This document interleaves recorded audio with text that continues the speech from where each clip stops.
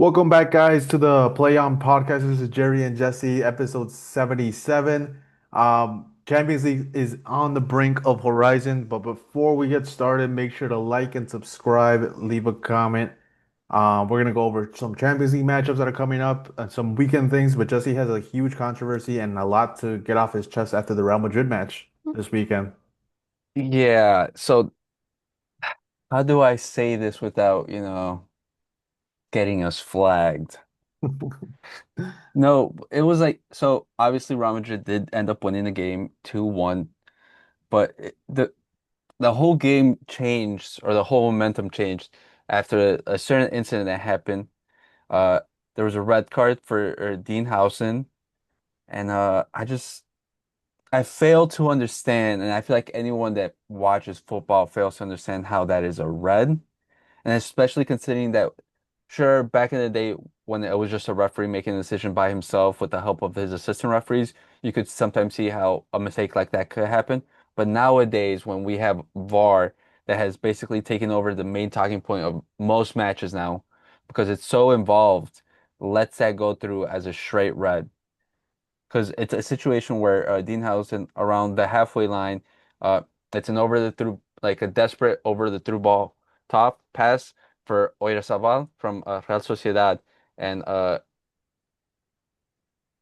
Dean Howson was caught lacking. He obviously did make a mistake there, and then he fouled Oyarzabal before he gained control of the ball, and then it was deemed a red card, which I don't understand because Dean Howson wasn't the last man, because Militao was right there, and Oyarzabal didn't even have full control of the ball yet. So like at worst, I see it as just like a yellow.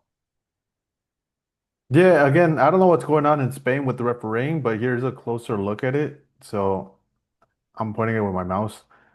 So this is the Sociedad player. That's the last man. So Dean Heinzen is not even the last man, and he gets a red card for that.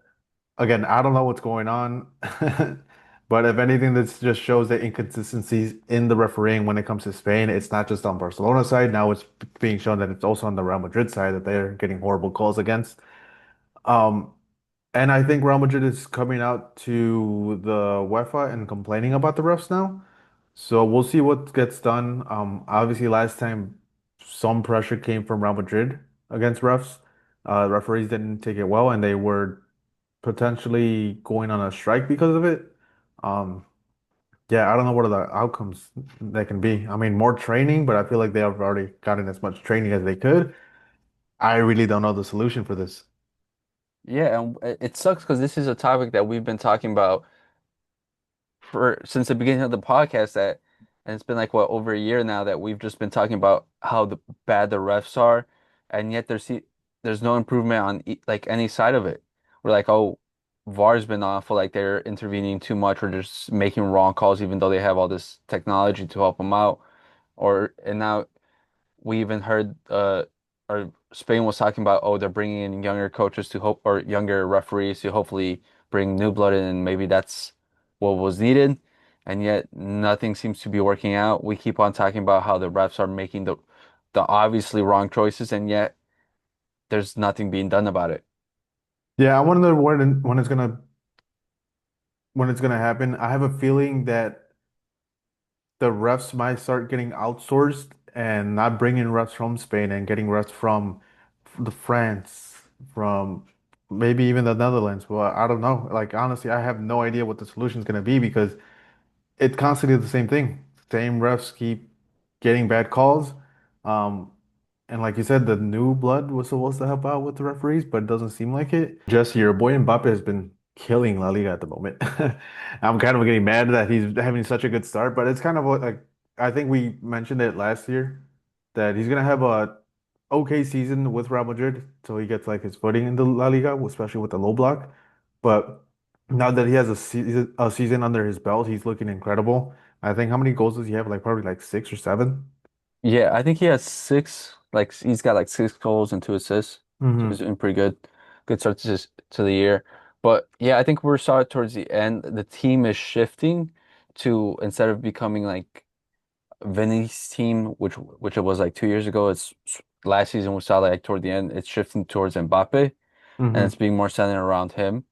And he's we've always known that he could like put up those numbers because he has a great goal scoring record in League One with PSG. But even in like we've seen like glimpses of it in like the World Cup in the final against France where he scored a hat trick. He's always been able to score goals, and he's trying to learn how to use his pace to score goals in La Liga, which it's in La Liga it's you don't get that many chances to use that space because like you mentioned the low block is always Hmm. there, but he's figured out that uh how to get maneuver around it, and he's starting to show what people thought he was coming in.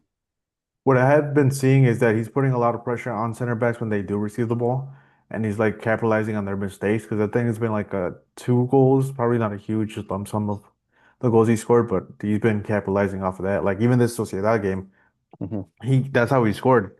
Sociedad player did a pretty bad pass to the back, and he didn't give up on it. Went all the way and ended up getting the goal. So it's scary, especially when the form he's in right now. If you're any team coming across him, because you know for a fact he's gonna at least get a goal, and it's good for him. A lot of people had doubts, me being one of them, that how he's gonna perform in La Liga. But he's just shutting everyone up and showing that he is right now, I think, probably the best striker in the world. Yeah, it's good for the investment that was put into him because people like to say he was free, but that's not the case. Free with a crazy bonus, dude. Yeah, he came in with a lot, like his yearly wage and then his signing on bonus was a lot. So it wasn't like a free investment as people might think. And also how much maneuvering Real Madrid had to do to be able to like fit his wage structure or wage bill into the structure of the wages that we had. And also obviously the drama that still surrounds Real Madrid currently with the Vinny and Rodrigo because there's a lot of rumors of Rodrigo leaving, obviously, but also Vinny because he still hasn't signed his new contract, and because he is asking for similar amount of money to Mbappe, and so that might just And lead to us that's selling so him. laughable, dude. That's so laughable. Even though you had a really bad season last season, and then this season it doesn't even look like you're sure you had like a couple goals or whatever, but like you're not the Vinny you were 2 years ago, and it's still like kind of the Mbappe show at the moment. Yeah, it's like it's like I don't know how he thinks he's no longer the Ballon d'Or front runner for Real Madrid anymore. It's clearly Mbappe, and it's clearly Mbappe's team now.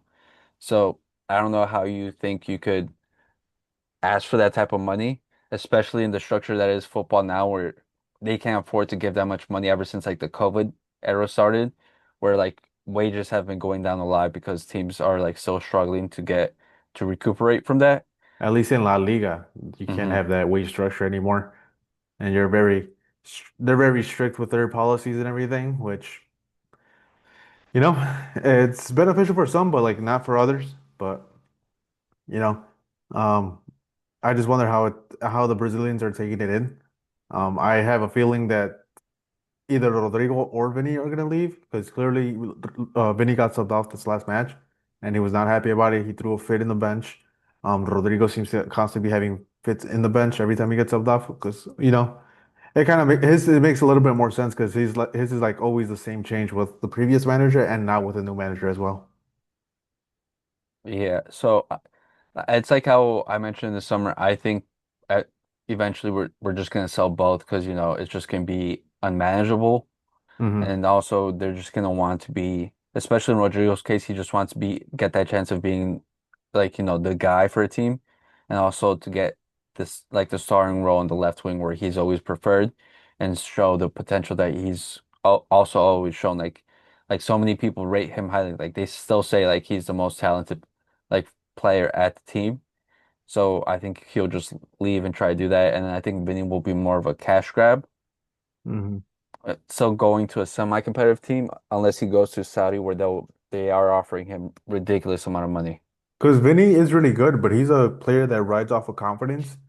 Because look what happened after the whole Ballon d'Oro thing, where people say he should have won and he didn't win. Hmm. His performance has just plummeted. He tweeted about it, I'm gonna do it 10 times better. He has yet to even touch similar like form when he was before the Ballon d'Oro. So yeah, he rides off of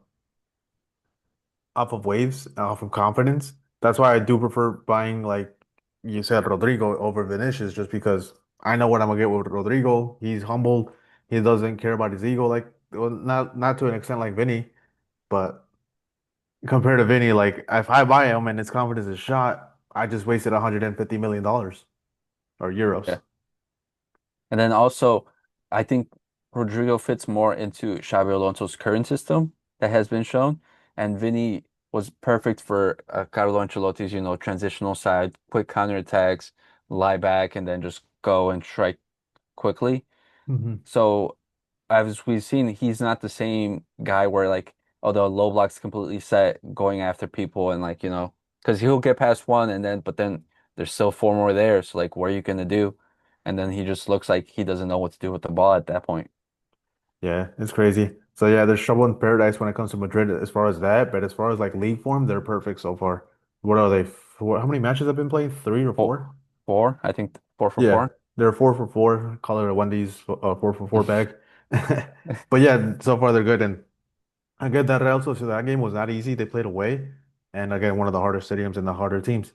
Um, it's not easy. So kudos to them. Again, I think Xabi Alonso's system is still gonna crumble, especially with like Dean Huijsen's red card. Who doesn't he play against? So far, it's like two matches. Because again, this is the red red. But I'm pretty sure Ramos just gonna appeal, and we'll see how many games he actually does get, or if he gets none. I think I had it here. He was supposed to, if the red stays. Nope, it's Yeah, if the red stays, they are facing Espanyol at home. And if it's two games, it's Levante away, but I'm pretty sure they're more than likely just give him one. Just because, again, and I'm surprised if they do even give him one, just because, again, it's a really bad red card. yeah. Well, I think Real Madrid's obviously going to try to get that away because also during the international break, Rudiger got injured for 3 months, so Hmm. the center back down depth is thin again. Because Xabi Alonso has shown that he does not trust either Alaba or Asensio because neither have gotten any game time throughout the four games so far. And when Asensio did get game time in the Club World Cup, it was the most atrocious football you ever seen. Because, yeah, again, he's not a player that you're going to play short passes with, you know? He's going to crumble under pressure like he did multiple times in the Club World Cup. And I don't know what he does, honestly. I have no idea. So you're probably going to try to avoid that and probably put Tchouaméni in the back line. I think on the interview or during the press conference, he did say that he was looking at the uh Castilla team to see for possible replacements. So I think he'd rather go with the younger route than trust Asensio because you saw during the Club World Cup that he just completely lost complete confidence in him because we did not see him at all and rather rushed what was it coming off an injury Rudiger and Militao instead of going towards him again. So I think his confidence on him is shot, and I wouldn't be surprised if we saw him soon. I think he's just still there because of the board, because he is a Fabrica product. Hmm. But I told you earlier, I think we should have sold him and gotten someone else. Like I think, and like I've mentioned again, Antonio Silva, such a fantastic player. I'm surprised no one bought him. I think he fits perfectly into it. No, no, keep Asensio, dude. Everyone was saying that he was the next Sergio Ramos. I think you said that at one point last year. I never said I'll find the clip if I can find it. But yeah, there was a bunch of players claiming that he was better than Cubarsí, the next mm, Ramos. No, and I'm not saying that you said that. I'm saying like other people have said that. If there is film of you saying that, I would definitely bring it back to you. But again, I don't no. have that energy. But yeah, clearly there is people that were saying that. But yeah, that guy is. He has a level. Obviously, it's a good level because he played for Real Madrid last season for a decent amount of time and was an unconditional starter, like uncontested. So, but maybe just Xabi Alonso's system is not for him. He's got to play long ball. He's got to go to England. Yeah, I think he works at like a mid-table team in England. I think Hmm. that's his level. I think he's solid enough there. But at this level, I don't think he fits in because he is so rash with his decision making that it doesn't make sense. Yeah, And he just doesn't support like passing, short passing or medium intermediate passing. never. And other news, the Manchester Derby, Jesse.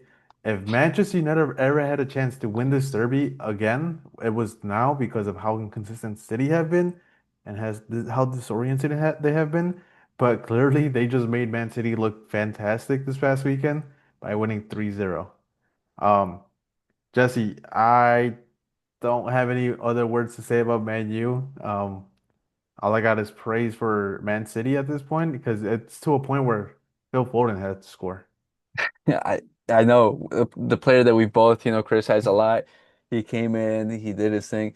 And you know what sucks so much is that we both predicted Man U to like produce a good year and they just keep They I keep don't know disappointing. I don't know why we did that. Like it's been years that they've shown us that this is their level and this is what they do, and yet we just keep on. It's like the Dallas Cowboys. Yeah, honestly. No, at least the Dallas Cowboys had a winning season somewhat, no, not last year, 2 years ago, you know? They had a winning season. But with Man U, I don't know. I think there was even not a former, it was a former soccer player. He came out and said that Man U in the past 10, 12 years have like ruined players that go there because, yeah, they're just not a great football team at the moment. They're very dysfunctional. I think Barca was gonna head towards that way of being a football club, but luckily Laporta saved us. And Man U again, just seems to be crumbling down. I think they're probably closer to relegation than they are finishing top seven. Yeah, and it's crazy because sure we like the players that they buy, they're not like awful players, but yet somehow when they put on the Man U jersey, they just like Yeah. it like They drags them down to like a level that we haven't seen from them before. Maybe it's the facilities because I know Man U doesn't have like the most up-to-date facilities. I don't know what it is, honestly. Maybe it's the weather because I know Manchester is not the greatest place to live in. But honestly, I don't know. I think that's a genuine fear. I think they are going to be fighting relegation this year, and I'm not even kidding. I don't even know if Amorim makes it till December because the results aren't even showing. Yeah, well, that's the thing because it's like sure we'd be like it's the players, but like the players that they bought, like they're not awful. Like we've mentioned, like Sesko, we were very big on him, and we're like, oh yeah, he can be a very good player, potentially even great.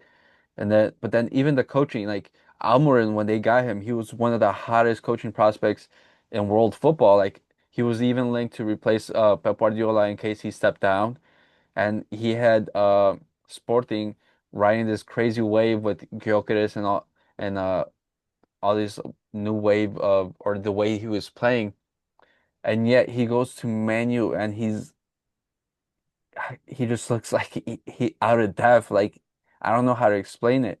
Like I can't tell the difference between this Man U team and last season's Man U team because it's more of the same thing. Like I can't even tell the difference between this team and Ten Hag's team.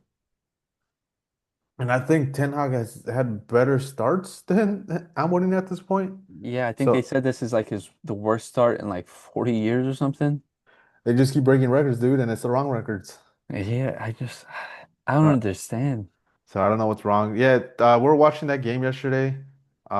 And it's funny because we were kind of saying like, hey, like Man City, yeah, they're up 2-0, but this is what they always do. Go up 2-0 this season and then they end up losing, but this didn't It, seem to be the case. yeah, but we're like, oh, we forgot the fact that it's Man U and they just they won't do anything. Yeah, so who knows what's gonna happen? Haaland scored two, Phil Foden scored one. More Man U tears. Oh, and I wanted to tell you, I was telling you, ah, damn it. Did I Oh close yeah, it? the thing. Oh, it's right here. I don't know why the screen isn't popping up. There is a Man U guy, and I've been following him for a minute. Uh, he is not cutting his hair until Manchester United win 5 games in a row. This has been going on for 345 days. It's about to be 2 years, oh no, 1 year in the making. Wait, 16 hours ago. Yeah. Where is I can't find Zoom now. There it is. Share. There we go. And this is his hair so far. He has not cut his hair in 345 days. There's memes everywhere. His TikTok account is the United Strand. And well, I want to see day one. It's probably gonna be a minute because I don't want to go down all the way. See, It's insane. that's insane. So, yeah, you can see the memes. They speak for themselves. Um, yeah, they probably won't hit that until probably they get relegated or Yeah, I don't see it because even now because we've been saying like financial fair play, when is it going to kick in? Like, because they even this summer they spent big money all over the place, and yet they're still looking to pay more. But then also they're trying to build a new stadium, and there's the project that they're putting forth. What was it? It's like $1 billion or $2 billion stadium. Hmm. So I don't know how this works out for them. Well, it'll be a great stadium when they play in the second division. I'll tell you that right now. They're gonna have like a 90,000 person stadium in the championship. Yeah. Hey, it'll be a sight to see. The FA Cup games are gonna go crazy. But in other news for Premier League, I was gonna bring it up to you. Odegaard got injured again. This time it's actually his shoulder, so he's gonna be out for a couple weeks. There's no timetable specifically yet, but I know for a fact it's gonna be a couple weeks. Mhm. And yeah, it sucks for him because I think since the start of the season, he's constantly be going down with injury, and this just adds to another tally. Yeah, and They I think won it convincingly this past weekend too. yeah, the Spanish boys were going crazy. I know Subimendi had the volley, Hmm. and then I think Miguel Merino scored another one, if I Yep. remember correctly. Or that might have just been with Spain. Hmm. But yeah, they're doing good. They're really trusting in Ethan Ernest, and I think Jack Dalman got another substitute appearance. Yeah. Uh yeah, I think they're winning, but again, it's like it doesn't look like, championship football. I feel like they're just getting through with it. And especially now with Odegaard and Saka's both injured. And then basically Martinelli's been frozen out of the team by Arteta. He's just decided to move on, which I don't blame the decision because we've criticized Martinelli for years and we're like, he's We know not. what he is, you know. Yeah. There's nothing more that you're gonna expect. This he kind of hit his peak, and you know, they should just start looking into other players and stop playing him. And finally, they took the advice, but it took multiple years. But who has been looking good is Esse. He looked good this past weekend. There's memes going around. I don't know if you ever seen like who is it? RDC World. Their skit like, oh, that's a good pass. That's a good pass. Like, yeah, that's been going on. But yeah, S has been performing well, so it's pretty cool. But again, I won't give Arsenal credit until they actually start beating the top teams and going out there to beat them convincingly. Because when was the last time I thought when they beat Man City, like what was it, 4-1, 4-2 last season? Yeah. I thought that was the start of it, but then they're scared and they move back. Yeah. And then uh I think this upcoming match day, Champions League match day, I think it's gonna be a big test for them, and we'll see how they go. And that's a good transition into the Champions League. Who are they facing the first game? Bilbao, they start Tuesday. And they're playing in San Mamés, right? Away. Yes. I know Bilbao's been slowly starting to get their form and playing a little bit better. I didn't see the past result this past weekend, but what I am Uh, checking right now is if they lost. was it against Atletico? Deportivo Alaves 1-0. Damn, never mind. I spoke too soon. But I'm checking. Did Nico Williams play? He did not. He is N- injured, I believe. Yes.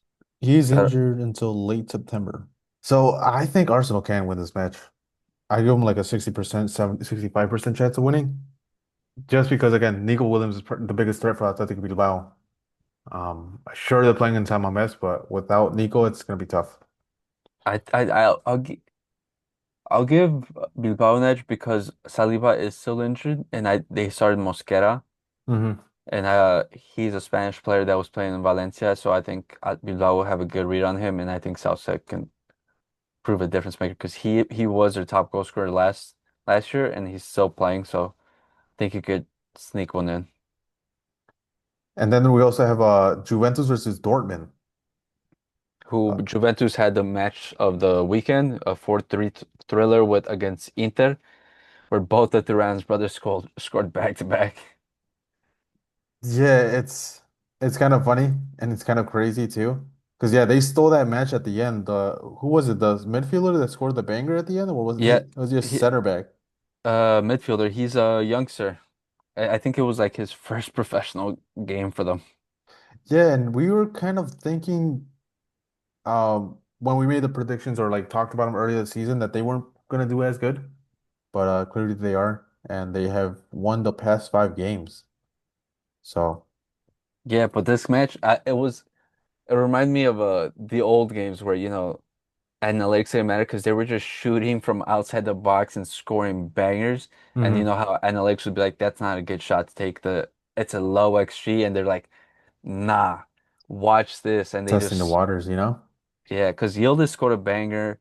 Uh, Çalhanoğlu, I think he scored like two bangers, and then the final one was by the young kid, Adzic. Mhm. He's 19 years old. I think it's like his first professional game. It was an insane shot. He just like, you know what?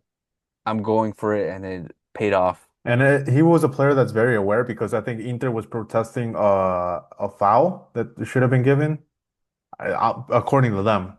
But he didn't care. He saw everyone just not reacting, and he immediately just positioned him to take the shot, and he got the goal. So yeah, shout out to him.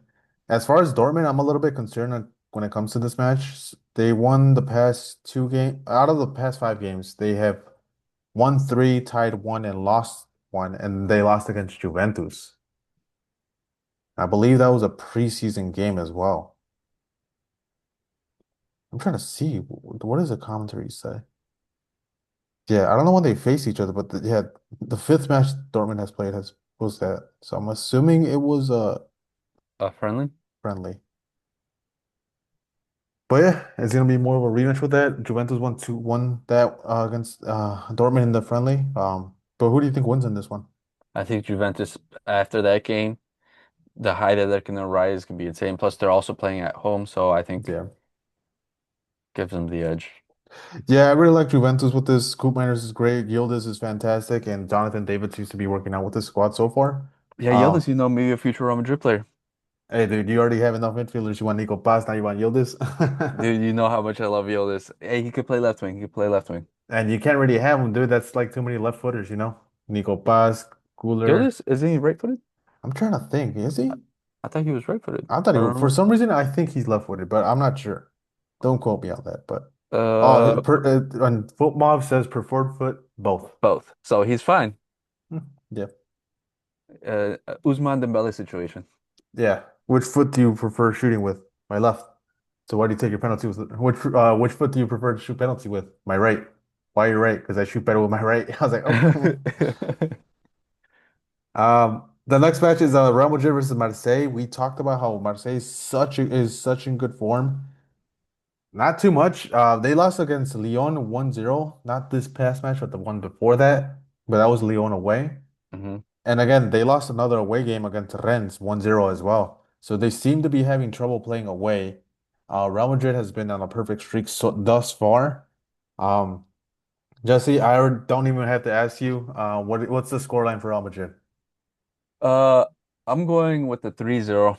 I don't put it past it. I think Real Madrid is going to win this game just because of that fact that Marseille has been make they can't seem to get the win. I don't even see them getting a win. I see them possibly getting a tie. Just for them losing 1-0 twice, I think it's going to probably be a closer game. So I think it'll be 2-0 Real Madrid. Yeah, I think it's all set up for them to have a good one, especially because they're staying at home, so they won't have to Hmm. travel. Yeah, so they got that benefit. And one we're pretty excited about is Tottenham. Who would have thought me and just you're excited for Tottenham to play? They won this past weekend too, 3-0, I believe. Yeah, against West Ham, Kudus got his revenge game. Yeah, that he did. And Villarreal just lost 2-0 to Atletico Madrid, and the previous game they tied against Celta Vigo 1-1. Jesse, are the English Giants gonna come out on top? Yeah, I think so. I think they're playing exciting football still with Thomas Frank. He's sort of stabilized them because with Ange they were more chaotic, they were more full offense. Now Thomas Frank has brought a balance to them that's helped them, stay in games without, having to go on like a shootout. And Hmm. they're looking good. And plus they brought in very good players with Kudus, Xavi Simons, Matthias Tell, and then Kolo Muani. So I think they have a lot of firepower to attack Villarreal. Yeah, and even this past weekend, he kind of rotated some of the players. Like he played Kudus, he played Xavi Simons, he played actually Matthias Tell, which is very surprising because again, he got left out of the Champions League squad. So he kind of rotated. He brought in Brendan Johnson, and Richarlison off the bench. So we'll see what he does. Kolo Muani still has not gotten minutes. But yeah, I think the stars are written on this one. Um, Spurs are winning this match, especially playing at home. I think if Villarreal played away, at home, they had a Then better chance. yeah, I think it'd be a different story. But Hmm. But especially like you said, the manager has them playing at a balanced football, and I think they'll come out on top. then moving on to Wednesday, I think this is where the matches get a little better. It's Hmm. more even per se. We can start off with Ajax Inter. Some people might say, oh, it's Inter versus Ajax, but no, Ajax is playing at home. Inter is not the same Inter that we've known previously, even though they had a shootout with Juventus. That's not what we usually expect from Inter. We expect, lower scoring games, better defensively, and then just like with the goal, but like that's not them currently anymore. Yeah, and again, you just said this is not the same either team from last season. The past two matches they lost against Juventus this past weekend. We just talked about that, and before that they lost at home against Udinese. So yeah, they're not looking too good. And Ajax right now they have a great track record of winning at home. So out of the past five matches, they played three matches at home and they won all three. They did play two matches away and they tied both of them. So clearly it's a fortress right now. Jesse, do you think Ajax has enough to win? I do, especially because uh not just because they're playing at home, but the talent they have with the like I know you're high on what's his name, Mokio, Yep.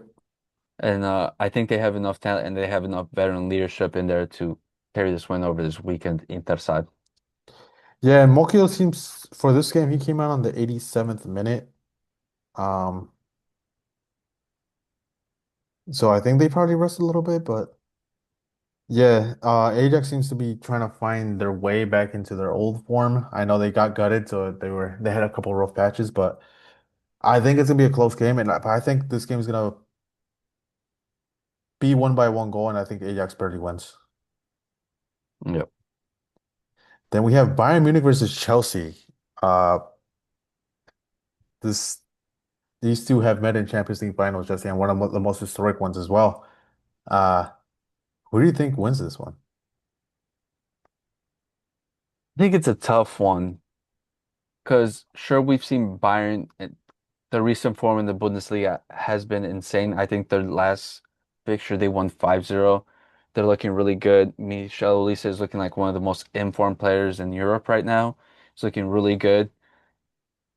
But I can't discount Chelsea currently. They Hmm. are a good team. They do have the talent.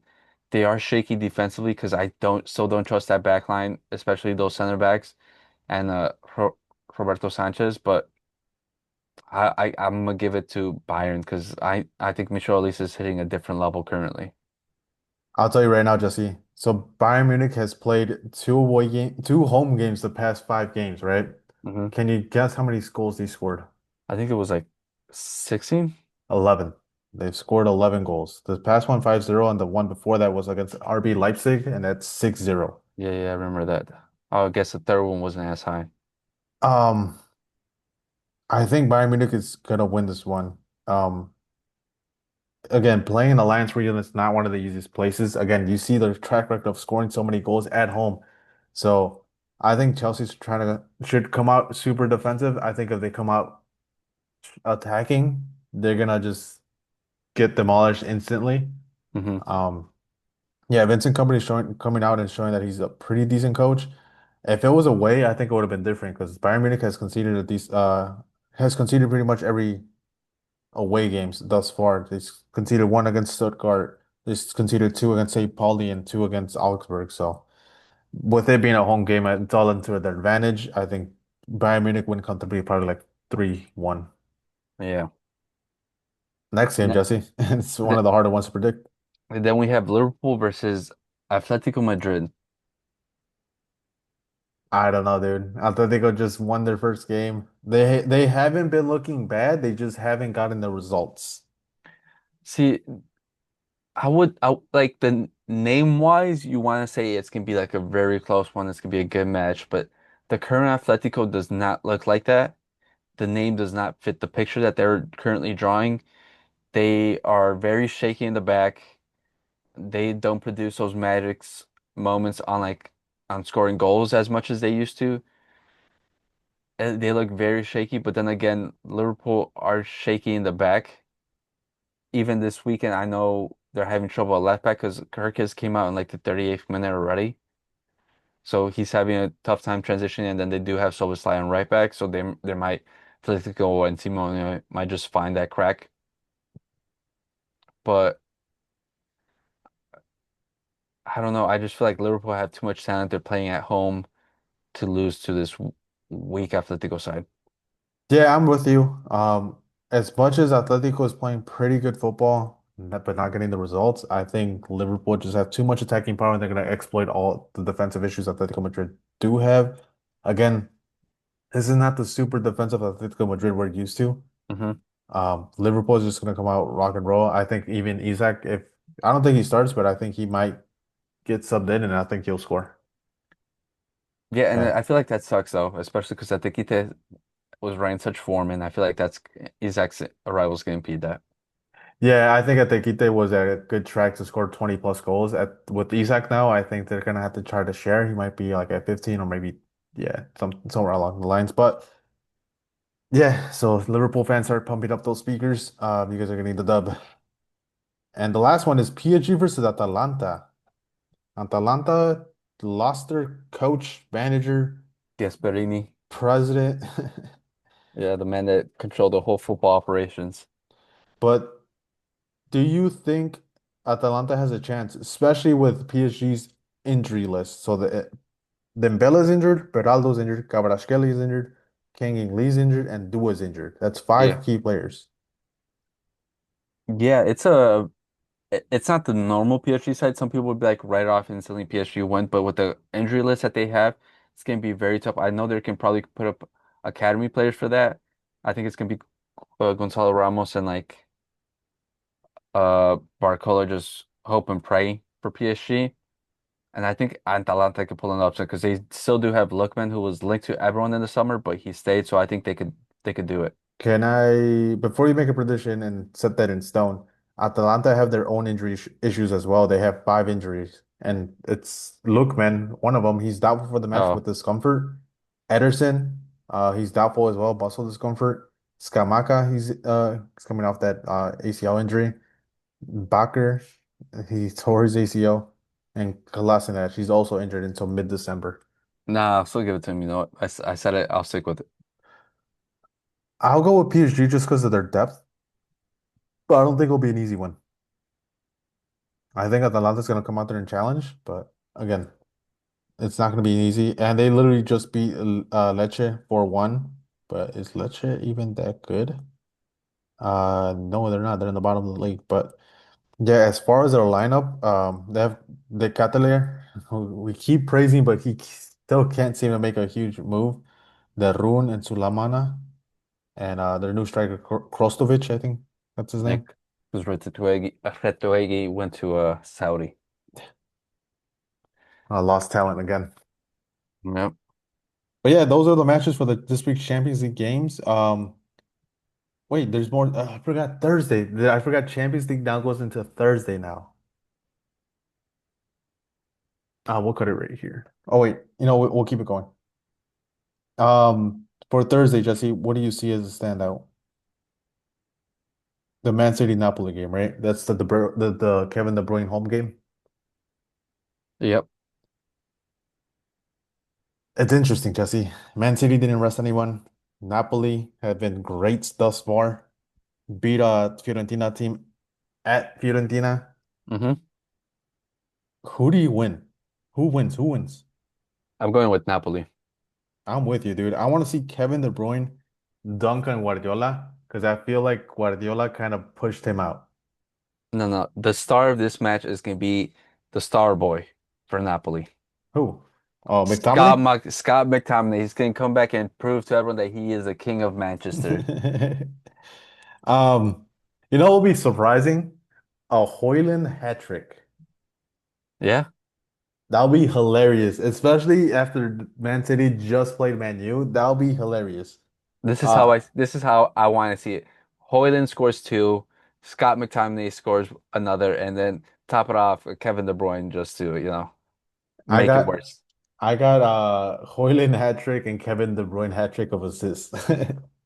We're just throwing shit at the at the ones, hoping one sticks. But yeah, I like Napoli. I want to bet with them. Man City's heavy favorites for some reason, but again, we've seen Man City be inconsistent. Saw them be inconsistent last season. Until proven otherwise, I am going to bet against them because of that. Yeah, and especially I want to bet for this Napoli team because they've given me all the reasons to keep trusting them. Yes, definitely. So I'm with you.